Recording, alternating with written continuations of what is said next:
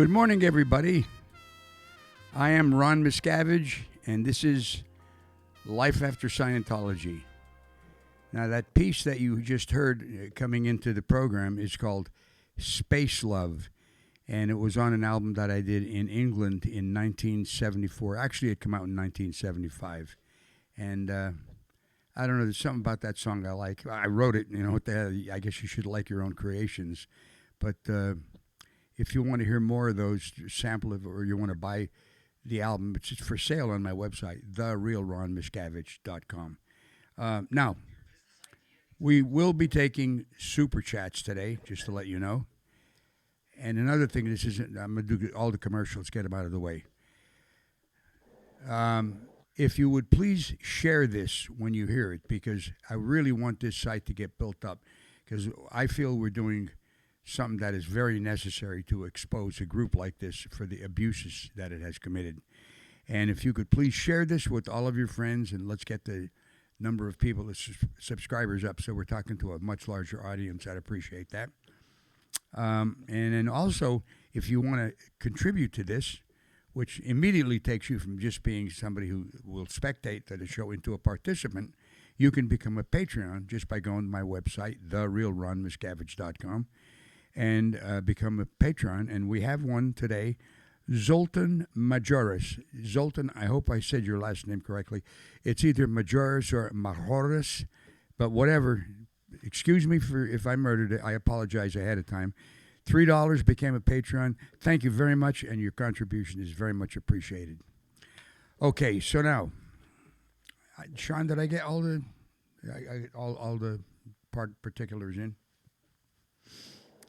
This morning, I have a special guest on, and this is a gentleman that I met many years ago on the ship that Scientology has called the Free Winds, and it was just a chance meeting, and he's a great musician, a guitar player, very talented individual, and I got him on because I want him to tell his story about how his experiences in Scientology went. And then at the end, we have a special announcement of something that he did. So stay tuned, and let's welcome Michael Mallen. Good morning, Michael, and thank you for coming on the show. I appreciate it very much, man. Hey, well, thanks, Ron, for having me. Thanks, Ron, for having me on the show. I really appreciate it. Okay, so my producer is adjusting the sound. Okay, there we go. You can bring it down just a little bit more, just the hair. Okay, good. Okay, now, what I normally do, and I have the bullet points here of what we're going to be talking about, but just to start off the show with any of the participants in it, I like them to tell as to how they got into Scientology. So let's kick it off with that, Michael, okay? Sure. Okay, well, actually, it starts when I was living in LA. I had a friend named Jamie Font. We used to play music together. He's a bass player, a very good bass player. Yep. He moved to New York, and he was married to a jazz pianist named Jane Getz. So he wrote me. We kept in communication, and he told me, yeah, come out to New York, play in our band. We're into Scientology. I went, oh, what the hell's that? So I went to New York, and I stayed with him, and he had all these Scientology books. And I read them, and it looked interesting. I think it was New Slant on Life or something. And it seemed like real simple. I went, oh, this is interesting. I've always been seeking answers and stuff. So I went to a lecture on, it was called the Howard Rower Mission on West 10th and 5th Avenue. Oh, yeah. Went down. Yeah, you know that? Oh, yeah, I did, yeah. Kidding. No, I knew Howard Rower. Really? Yeah, I know. It's a small world in the Scientology area, I guess so, yeah. So it was a nice little mission, just, nice for a guy like me who just gotten off drugs and stuff. I was just kind of like, I'd taken a bunch of LSD, and I was a little lost, and I was searching. I was kind of real quiet, I was just like kind of, as they say in Scientology, a little bit interiorized or something. So anyway, cut to the chase. So there's this lecture on ARC, Affinity Reality Communication. It sounded good to me. My sister also went with me, my younger sister, Teresa. And lecture sounded good, and in the middle of the lecture, he says, okay, let's try something, So let's do this TR0. I guess, I don't know if you call it that, but, so there's a few people there. So we put the chairs opposite each other and did TR0 in the middle of the lecture. And I felt embarrassed. I felt like this person looking at me knew all my deep, dark secrets. I went, oh my God, how does By she the way, know? Michael, for our audience, TR0 Yeah, is actually Training Routine Zero. That's what it stands right. for. And what you Yes. do is you sit opposite another person and you confront them and you confront each other. And Yeah. TR0, if you're just doing it, you don't say anything, you just confront the other person. And this can go on for hours. As a matter of fact, it does go on for Yeah. hours. Yeah. Anyway, go on. Yeah. Exactly. That was what got me, because it's so embarrassing not saying anything, just sitting there with a total stranger. I was like, what the hell? Yeah. So I felt like she knows my secrets, but how could she? It's kind of this whole dialogue going in my head. Anyway, so he did that. That was uncomfortable, to be honest. And so after the lecture, I went to the registrar, the salesman, and so hey, I feel, man, maybe I should be able to do this. So they signed me up, $10, Yeah. concourse, and that was good. My sister, however, did not fall for it. So when I walked out of the mission, or it was called franchise then, walked out, my sister said, they got you. Wow. It's like, my God, She was Anyway, right, it so turned out, she did. right? What? It turned out she was right. She was, I never, yeah. I mean, it took me a long time. Oh, yeah. Like 40 years later. Like, Me okay, too. she was right. Yeah, me Thank too. God. Right? Really? Oh, Yeah, absolutely. Yeah. incredible. So that was my introduction. And then, then I met, I think we mentioned Tashura, this lady you had on the show earlier, right? Yeah. I can talk about it. I met briefly after that. I guess word got around or something. I played guitar or something. I don't know how, but through the grapevine. And then Tashura came over to my apartment, and they had a little group with this girl named Judith. They were writing. She was writing lyrics, and Tashura was singing. And I kind of became part of this group, and we started writing songs together. I was providing the music. This girl named Judith wrote the lyrics, and then Tashura sang the songs, and we were just kind of like basically a duo. We formed a lot of Scientology events, and we were a big hit. So that's my thing. That's how I. Wow. Anyway, that's part of the whole story, I guess you'd say. That was your entrance, right? Yeah, that's pretty much the entrance, and then it just kind of steepened, and Well, didn't you do some gigs in Puerto Rico or something like that and met Sammy Yeah, Davis Jr.? yeah. Actually, it's so funny. We were living in New York in this apartment with these great apartment by Central Park, and this lovely lady named Carlin and Judith and her boyfriend and me and Tashura, big place. And I'm hanging out in the apartment, and then Tashura went to one summer. She comes back. She goes, "Michael, pack your bags. We're going to Puerto Rico." I thought she was joking. Yeah. What she's talking about. But she went to some lawyer, I guess her lawyer, and this lawyer, one of his clients was this guy named Lou Puro, who owned a hotel, at least one hotel in Puerto Rico. So at the meeting, the guy asked, this Lou Puro asked, "So what do you do?" And Tashura says, "I sing." And the guy goes, "Sing something." So she sings something, and he hires her. That's it. So, anyway, we go to Puerto Rico. So, this is winter, and go there and get this gig. So we're playing this gig, and I guess it's time to introduce the Sammy Davis saga, if you wish.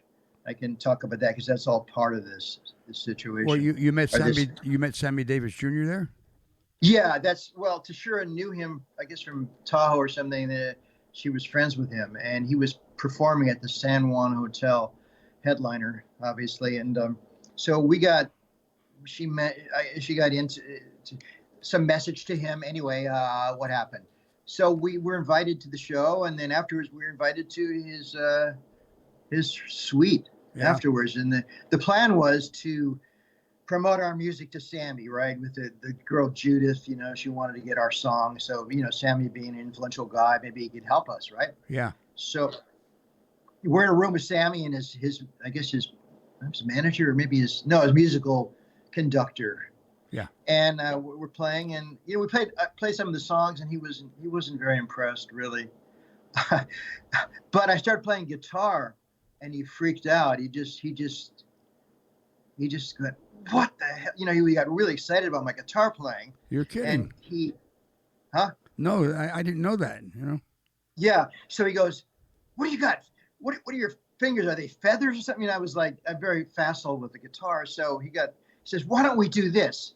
Why don't I just rent a room, we'll just record you, just your guitar playing. You know, I'm gonna bring my whole entourage and we'll book a room. And I was like, whoa, okay. You know, it's just like kind of like unforeseen. That's how stuff happens, you know, Yeah, Ron. of It's course. like Yeah, I you know can't that. predict this stuff. Yeah. Right. So I'm kind of I didn't even attend. I just played, you know, I love to play. So we get back to our room, leave Sammy, and then this girl, Judith, right? She goes, Michael, you're in treason. I Boy, went, what? that's so fucking typical Scientology, isn't it? Yeah, she said we're supposed to get the group, and you're just, you know, your own thing. I mean, I wasn't even intending to do this, right? Of course not. And then I had to work out my lower, you know, it's like ridiculous. Oh, boy. Tashura is helping me get through this. Is so insane. I mean, it was like kind of what? Say what? It was like, Because really? you probably were the most talented person there, and you happened to hit upon somebody who recognized this and took it, say, hey, listen, sure, I'll record something for you. It's an innocent thing. Yeah. They will say, probably they'll say, well, you planned this all along. They just Right. I know how they operate. It was insane. So Tashura helped me get through it. I guess we were all kind of. I mean, I was just a new Scientologist. Yeah, I thought this is the way it's done. You know, I mean, you know what I mean. Your mind gets kind of transformed. Yeah. So, yeah. So I did the conditions, but we did record, and he paid me. No, he paid me. I think 15. I don't know, whatever it was. And then the business manager, this guy Dennis, who was just kind of along for the ride. He just kept the money. I never saw the money. It was just really it was crazy.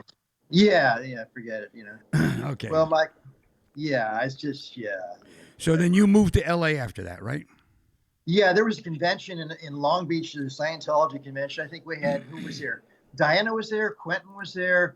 I think Jane Kemper. It was a big thing, Long Beach. So we went. Did we? Yeah, we performed. You know, in those days before your son took over, you had these events and people would just play music, just kind of, you know, it wasn't a big deal. It wasn't like it is now. It's all, you know, programmed and everything to the nth I remember grade. that. I remember doing a gig at the there was a spot on Sunset Avenue. I forget the name of it right now.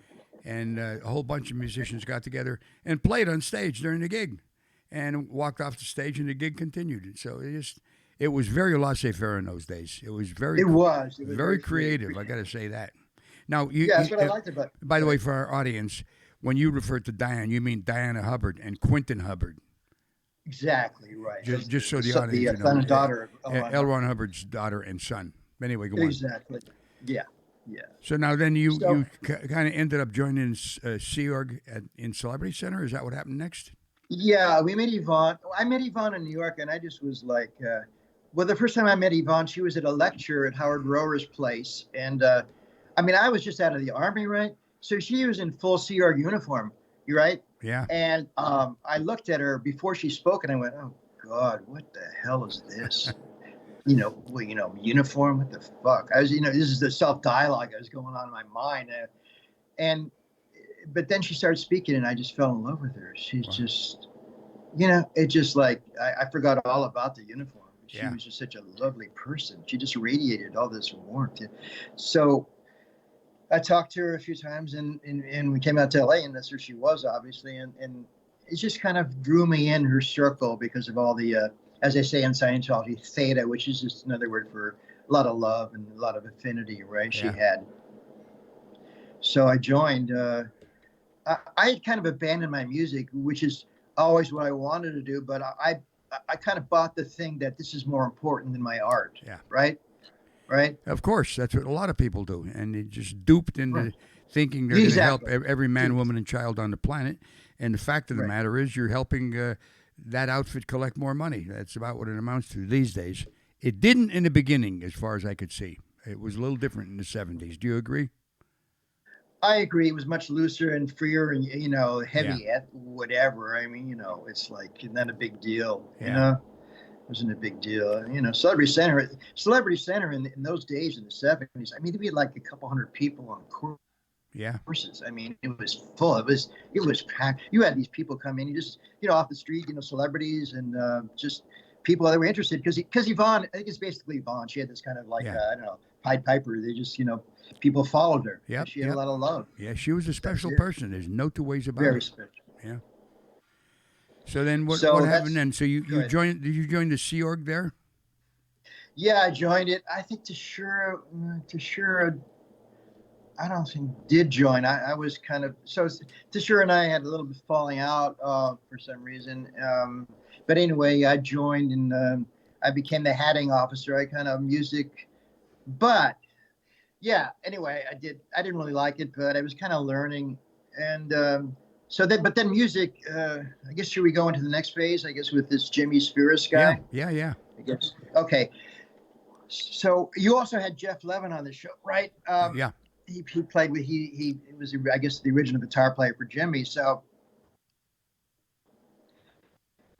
he was the Apollo, as as he said, he didn't have a guitar player, and he knew I played.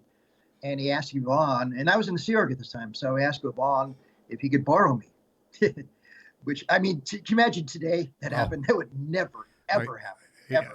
It would be impossible. It'd be totally impossible. So did Yvonne let you go? I went on the road. Yeah, she said, "Sure, darling." I mean, she just was like, because Jimmy was kind of a promoter of science. He did a little. I guess he read What Is Greatness. He would read these things at his gigs, right? And then a couple of times he had Yvonne do group processing, auditing for our listeners who don't know about Scientology to a bunch of people, a bunch of non-Scientologists. So she figured he was an asset, so I can contribute to that. It was the greatest good, as they say, right? Yeah, so, yeah. So I got on the road. It was like heaven. It was like, on a plane with these non-Scientology musicians.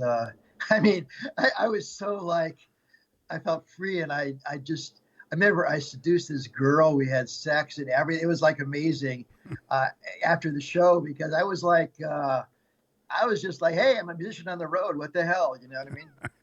So we were opening for Bruce Springsteen. This was like in his early days. Yeah, we opened for Bruce Springsteen. And so I told Jimmy, I got laid, and, so he got on the phone with Yvonne, right? He says, oh, hey, Yvonne, he said, oh, by the way, Michael got laid, and, so, I mean, today, if you did that, I'd be RPF. RPF, yeah. So all Yvonne said, all she said was ethics. That's all she said. I mean, that was it. Yeah. It's just light touch, right? Yeah. So anyway, I came back to LA after the tour was over. It was a lot of fun, and I get back, and my senior, right, who was also a kind of a frustrated musician. As soon as I get back, says, "Okay, get back on post, Michael." Right. So I'm with Jimmy, and I didn't like that. I didn't like his flows, dude. Yeah. You know what I'm saying? So Jimmy says, you don't have to follow his orders, you don't need to do that. So I just went with Jimmy. I didn't go back on post. Wow. So that's funny. So, and then I kind of was away from Celebrity Center. I just got, I had the taste of the good life, as they say. So I just kind of stayed away. And then, I just was no longer in the Sea Org. I maybe had a comm or some. I didn't have a comm. I just kind of was not in the Sea Org anymore. So you just left, and that was the end of it, and nothing was said. Nothing was said. I think somebody, my senior or something, called me on the phone and says, Michael, you're a suppressive, declaring you suppressive, right? Yeah. And then I went to see Yvonne, and she says, darling, you're not suppressive. And that was but that's Yvonne. She refused to say so. Her word was, but can override anything. She spoke the truth, though. She spoke the truth. Yeah, she just knew, and just said, you just should be playing your music, probably. Maybe your thought, you're better off, whatever. Yeah. So I went my merry way, and that was it on that for a while. And then you ended up in New York after that, didn't you? For a while. I wasn't active. Yeah. But didn't you end up in New York after that? Yeah, a long series of things. I reconnected with my friend Jamie. We played a little together, and New York. When did New York happen? I went to New York again. I just moved back. I went back to New York, and I was dating this girl back on the lines at Celebrity Center in New York, a little place. And I met this girl named Margarita, and I think this was when the Free Winds first came about. Probably when was he? Maybe around 88, 89 was it? Maybe Yeah, somewhere well, around there. the Anyway, maiden voyage was 1988. So was it? yeah, Yeah, this was around that time. Anyway, some Free Winds person came and was recruiting for the ship to get route to these courses. So I went, did a course. Oh yeah. So anyway, what did I do? Yeah, I did the course, and then I think I went twice, and I think I went. That was the first time. Then I went back, and then I went back to the ship again. And anyway, I got recruited by these two ladies, Kay Connolly. Do you know who she is? no. Kay Connolly. Oh Yeah. yeah. And I then know who that is. Yeah, what's that? I know who that is. You do. Anyway, Yeah, so her and another lady kind of gang banged me. Two people, 2-on-1 kind yeah. of Oh yeah. thing. Saying, Michael, you should do this. And it's the greatest good. You really need to be back. We'd love to. Just love bombing all that stuff. Yeah, So I yeah. joined. But I did the EPF at Flag, and then then I came back because there was I guess the first main voyage. That's where I met you. Yeah. And I wasn't happy, being at Flag because I wanted to do music. And then you said, well, come to Gold. You can play guitar at Gold, and we know that's maybe you know that story, but the listeners don't know. So I was going to go. So this is funny. I don't know. I didn't tell you this, but so say it's a funny story. Okay, so I'm supposed to go back to Flag after this whole maiden voyage ends. And let's see, I'm trying to get this timeline. So I have no ticket, right? I mean, I have no ticket. How do we get to LA?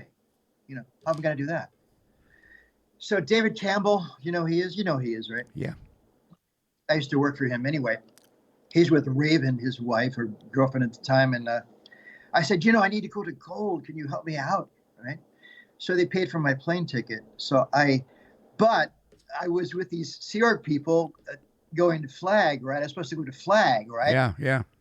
So I at the airport, I hid behind.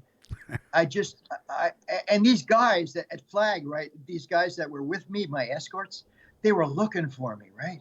Where the hell is Michael, right? And I just successfully hid from them. Got on a plane with David and Raven and flew to LA and stayed with them for a few days. And then I went to see the Gold person. William Carey was his name. Do you know him? Oh yeah. I don't know.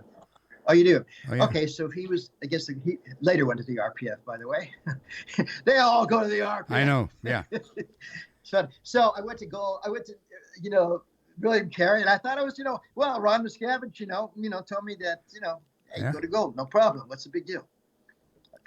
So innocent, And so I go to William, say, yeah, I need to go to Gold because, Ron, blah, blah, blah. He says, wait a minute. Aren't you Flag crew? You're blown. He's just like, now I'm in trouble again, and Gold's not gonna happen, So I just was kind of like in no man's land, and I didn't know where to go. And the only stable datum, as they say in Scientology, I had was Celebrity Center. So I went back to Celebrity Center from the Big Blue building. That's where I was. Yeah. And so Pat Gualtieri, this guy I used to know in the old days, and he's like recruiting for the Sea Org or whatever. Yeah. So he sees me, Mike, oh, great to see you. And I told him my story. He says, we'll take you in. You can be staff here. I guess he worked out something. And so I ended back up at Celebrity Center. So that's that little chapter. Yeah. Pat was a good talker. I got to tell you that. Pat, yeah, he was, friendly. He ended up at the RPF too, which he later blew from. We had to try to find him, and he was gone, dude. He was gone. Yeah. Yeah. But So you're anyway, back at CC go now. ahead. What? You're back at Celebrity Center now, right? Yeah. So I'm training. I'm actually, excuse me, a supervisor. I did supervisor training earlier, so I did academy course. Yeah, we had Tom Cruise's entourage there, Wow. but I didn't know. It was all hush hush. This was Yeah. when Tom Cruise was coming in. Said, "Oh, who are these people? Oh, they're very important people." Yeah. Oh wow. It was his sister and one of his PR persons. They were two girls, and they were nice and did that anyway. Finally, I get an auditor training, so I'm training anyway full time. I guess for the tech training course. So anyway, I'm not going to even get into that. It's like this whole what is it, pie in the sky thing. But I was training to be an auditor, Class 8 auditor. So I went to ASHO, did the briefing course. Anyway, I finally get the flag, right? The friendliest place in the world, right? Oh yeah. You were there, right? Of Wasn't course. it the friendliest place around? Oh, are you kidding me? No, you didn't see that. If that isn't a contradiction in terms, I've never heard one. Yeah, it was friendly, I guess, if you have a lot of money, maybe. That's right. They're very friendly with people with a lot of money because then they have a Yeah. chance to take it away from them. Extremely. Very friendly, yeah. So anyway, I did the Class 6 internship, which I passed. I got a video pass. Yay, it was great. And then I did the Class 8 course, and that was fine because it's all, no auditing. And then finally, the Class 8 internship, the last step before I'm, this big Class 8 dude, So I'm just dying on that course. I'm just dying, It's just like every kind of session is pretty much a cram, right? It's just like, I get taken off, I'm cramming, just, oh God, it's just awful. Anyway, I'm auditing, and just awful. And so anyway, oh yeah. So decided I needed the Pro TRs course, right? So I think I did the Pro TRs course. Ron, you probably did too, but I think I did it 5 times. Jeez. Over and over again, Then they had the new Pro TRs and, this special, I don't know, whatever. You go on course and the supervisor, drills you on KSW. What's the definition of blah, blah? Flunk!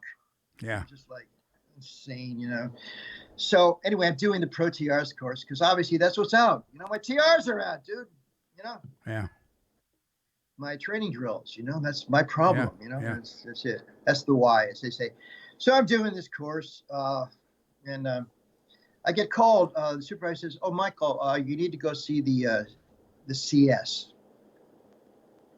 The middle of course, right? Yeah. So okay, what could this be about? Why would the CS want to see me, right?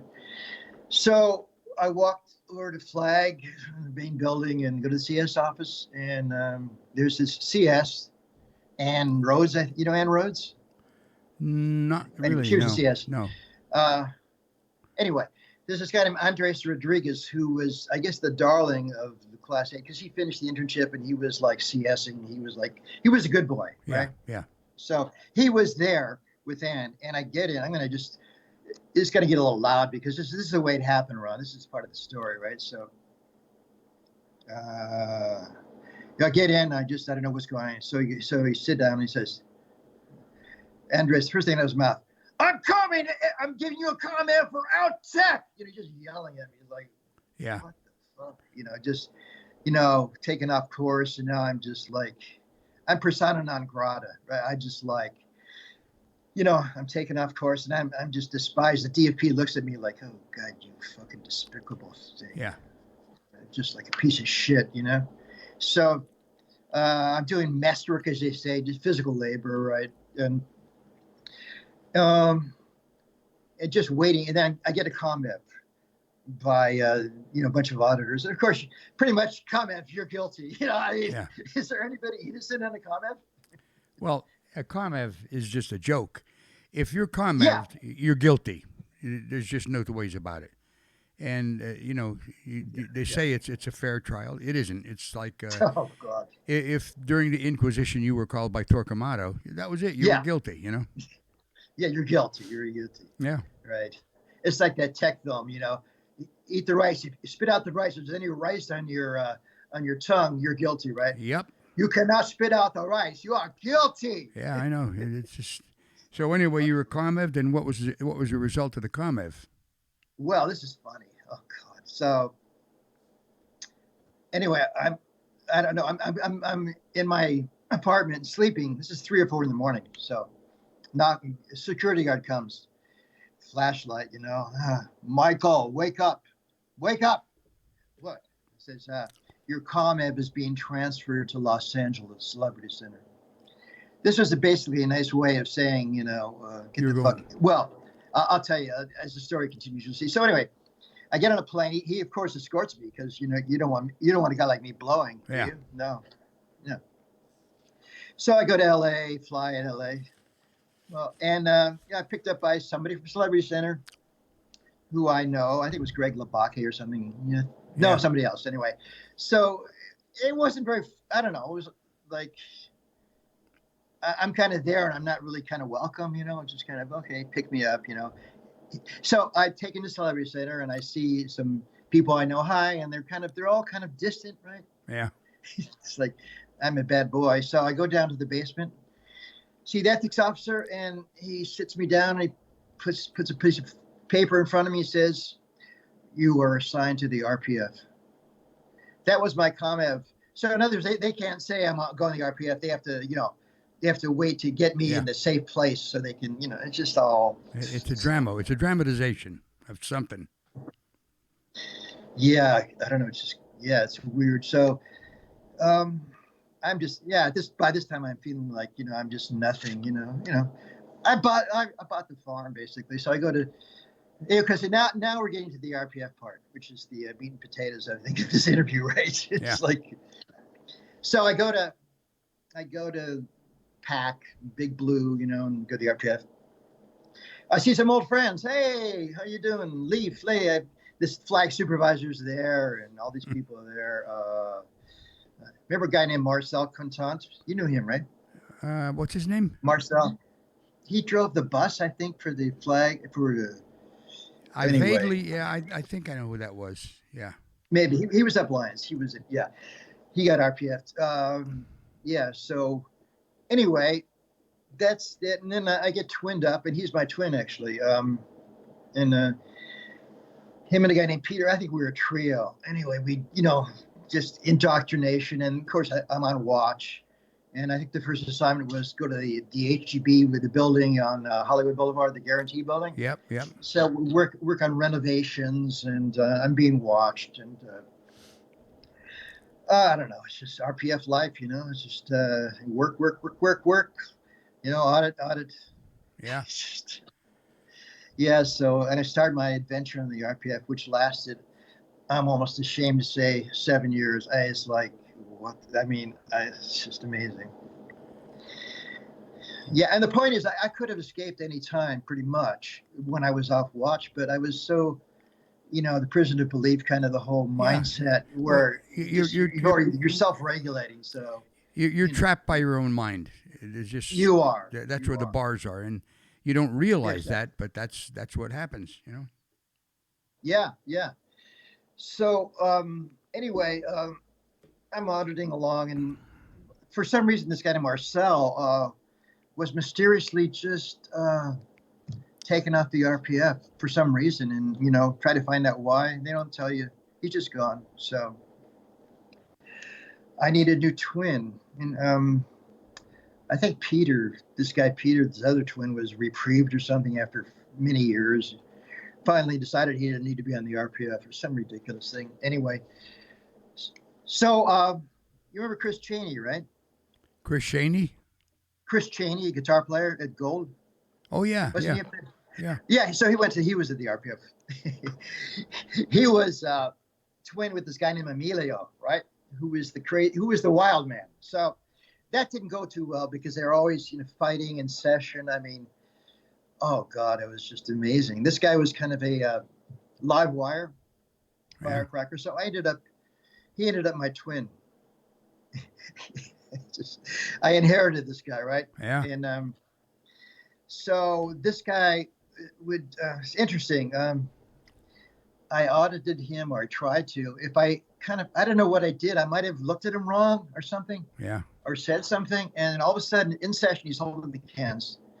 He'd say, "Fuck you," just like put down the can. It's just like, so I had to get bailed out of session by the supervisor, just constantly, just amazing. I just could. This guy was such a, I don't know. It just was this live wire. I couldn't handle him. So I think what happened after a while, this was going on for years. It just was like, anyway, I couldn't handle this guy for some reason. And but it's interesting about this guy, if there was somebody that was auditing him that was a higher rank to him, like he felt that they were a higher position, like on the org board or something. Yeah. He was very nice. He was very nice. You know what I mean? If you had like a higher rank than him in this Sea Org. But who was I? I was just this not blown, but this busted class 8. Who the fuck are you? You're nothing. So he basically, he did this. He could rant. And anyway, so after a while, there's all kinds of stories. I don't want to bore the audience, just years of it. But the bottom line is, I got commented on the RPF. And what was the result? Oh, well, I was declared a suppressive person. Because obviously, see, I got busted for out tech. I was apparently asking these leading questions on the clear certainty of rundown. So that's a suppressive act. You know that, Ron, right? Oh, yeah. Of course, you've ruined the person forever. Yeah. I mean, it's funny. The suppressive acts they have is so ridiculous. I mean, what I'm doing now is a suppressive act. Being interviewed by me. Oh, yeah. Yeah, that's right. Yeah. Well, now, did you ever do your A to E steps? Yes. You're kidding. So, I actually got A to E, and I had no money. I did get $500. That was really nice. I guess they probably had to do it legally or something. I was interviewed. I guess I was in video, the end route out. So I called my mother, who took me in. I mean, without her, my parents, I don't know what I would have done. Wow. Been on the street probably. So I went to Santa Cruz, SoCal, little town, and stayed with them. And my dad was pissed off. He was like, he started reading my mail, and he got the communication from the justice chief that I owed money, and he says, "You don't owe them a dime. I'm going to sue them." And I went, "Dad, no, Dad, don't sue them," right? Yeah. So my dad was in a, because I mean, my parents obviously I'd been in Scientology a long time. They never were in, and it kind of estranged me. I'd done all kinds of weird things, was disconnected from them. And it was just kind of a real rough history with them, right? So my dad was just sick of it, I don't blame him. Yeah. And my mom, it's like, my mom, she just kind of like, she was my biggest fan in music. I used to play guitar for her, and she was just, just loved me. And when I just dropped the music, she went, "Michael, what's happening with your music?" Just like, it broke her heart. I fucking broke my mom's heart. I really, we've got a connection now. It's this poor connection. Can you still see me? Yeah, I can still see you. Oh, yeah. It's all good? Okay. You're on. Okay, okay, good. So now wait, you did A to E then to get back in good standing. Is that right? Yeah, I did 80.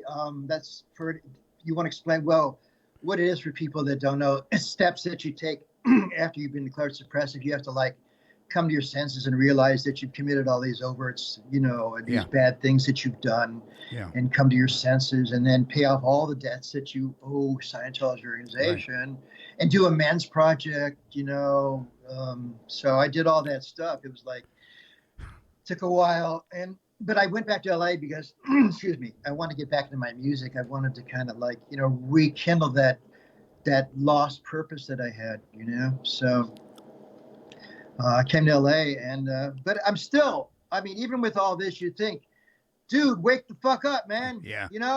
I mean, come on, man. But no, I wanted to get back in good standing. You know what I mean? Yeah, oh yeah. I still had the mindset. So I was allowed to do, I guess, you have to redo all your courses, right? Part of the 80 steps. You have to redo everything from the bottom up. So this is when the basics came out. This great creation by your son, right? The basics, right? A moneymaker, so a great moneymaker, yeah. Yeah, so I did the basics. I first did it at a little mission in Sherman Oaks, and then the LA org, the New Ideal org. You got to do it here, Michael. So I started to do it there, and I kind of finally finished. I think during the basics 80 no steps. So I got it in writing. Michael is, excuse me, back in good standing. He's a good boy now. Yeah. So I'm doing the courses. So I do all the basics, and since I'm OT5, that's what it doesn't mean anything, but it means you went up the bridge a certain level. And so AOA, this is the advanced organization, says, well, you should be doing all your courses at the AO since you're OT. So I go to AO, and I'm doing these things called the advanced clinical courses, just more lectures, basically, right. More of the same. And so I'm on my third ACC, and I'm on course. And just like when I was at Flag, being called in by the CS, this time I get called in by the ethics officer. And she says, well, Michael, looks like one debt was overlooked. You still owe money to Celebrity Center, $7,000 or something. What? But I have something in writing. I did all my steps by 80 steps. She says, I know, but this was overlooked. So I went, geez. So we have to take you off course, until that's handled. So I'm off course. And now I'm on my own. Now I'm not on course. I'm kind of like, what cognitive dissonance is, right? Where your mind is, you're kind of trying to figure things out, and there's contradictory things going on in your head.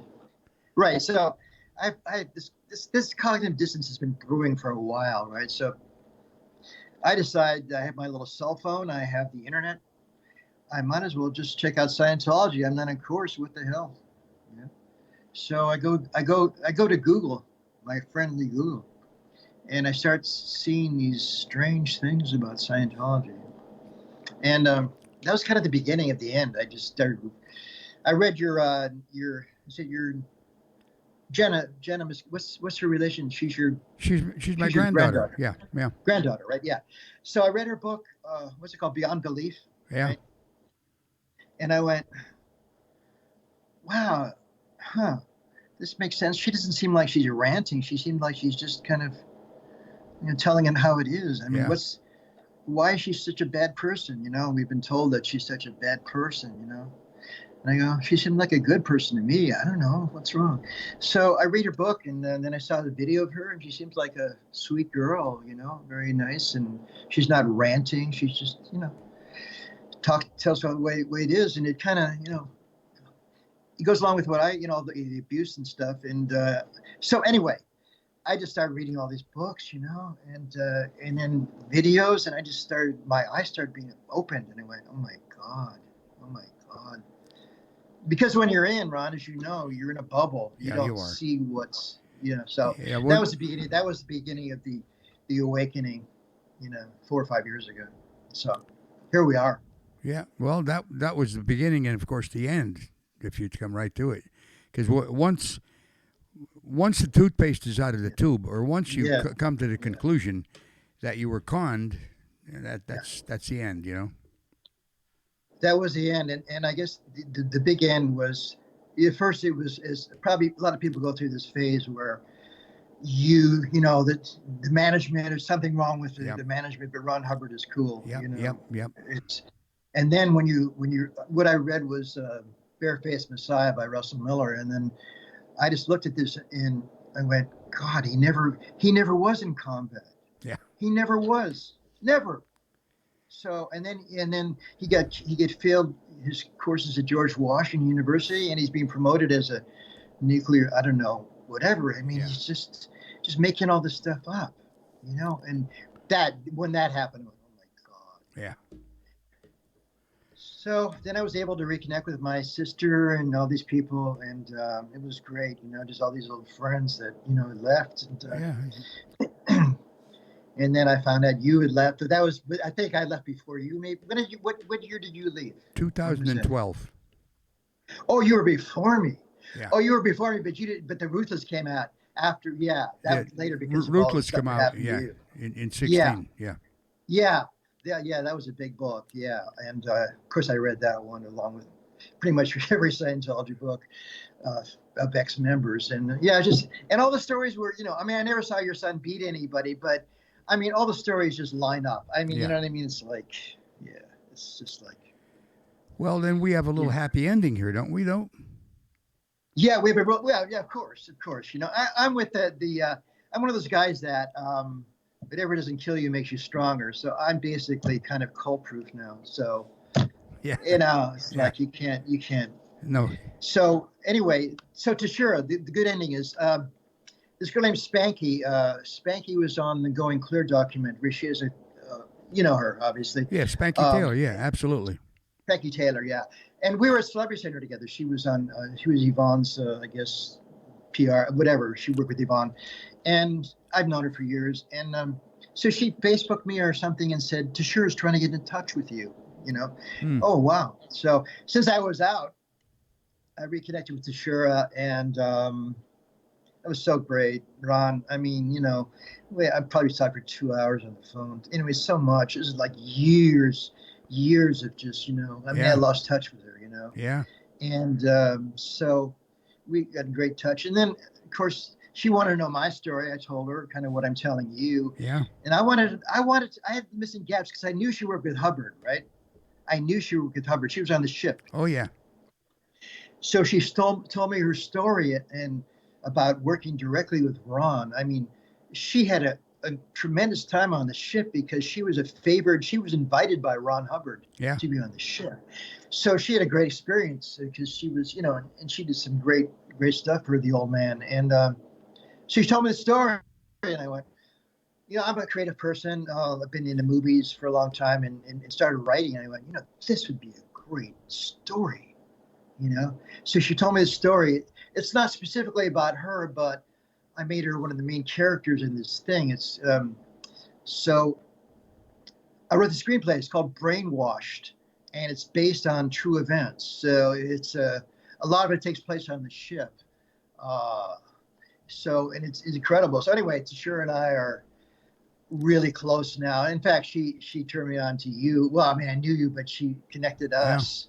Right, Tashura did, and so that screenplay is a done deal. That's not like in progress. That's absolutely done, ready to go. Is that right? Oh yeah, it's been done for a few months. I've written it, and it's all ready to go. I'm just looking. It's in the pre-production stages. So in the early stages, we're just looking for producers and investors. But yeah, that's my baby now. So that's what I'm working on. It.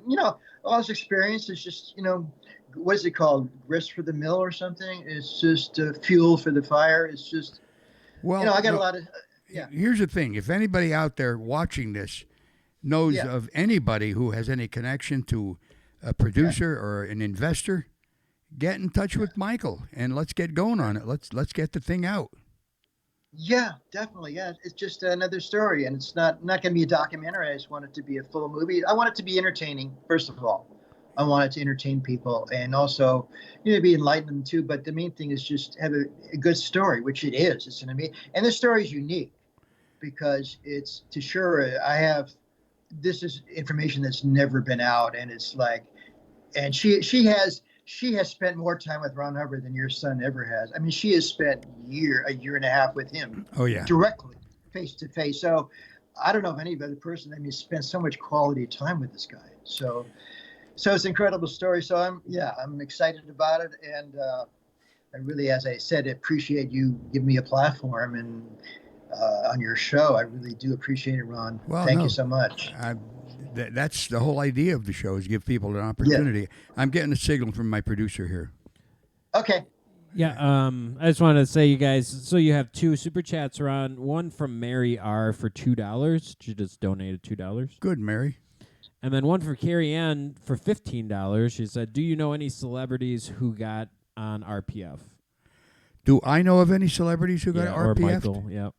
Either you guys. No, I actually don't know because celebrities are treated like spoiled children.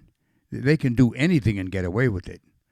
How about you, Michael? Did you ever know a celebrity who did the RPF? Well, also, Ron, celebrities aren't in the Sea Org, so they wouldn't go to the RPF. They have to be in the Sea Org to be in the RPF. That's true too. No, so the answer is no. I don't know of any, but that's a great question though, because they have the protection of God, is to put it bluntly. What was Leah was in when she was in trouble? That wasn't the RPF. Oh no, she did not get the RPF. She got security checked. Oh, okay, yeah, because she couldn't leave for hours or whatever. Yeah, okay, absolutely. So was that it? Yeah. Okay, that was the super chats, and I thank you very much, those of you, and I thank you, Michael, for coming on. Now, if any of you would care to contribute, you can become a Patreon. Just go to my site, therealronmiscavige.com. But whatever you do, please share this program, and I'd appreciate that very much. Michael, thank you very much for the story, and hopefully somebody somewhere along the way, maybe today, who knows, will see this and say, you know what? I know a guy out in Hollywood who's looking for something like this, because it would be unique. Is the screenplay unique? It is because it's a specific story. There's nothing like it. It's not like a usual. It's a unique story. There's no story like this. This is one of a kind. Well, I'm not just being truthful. I'm not even exaggerating. It is one of a kind. So. Well, there you go.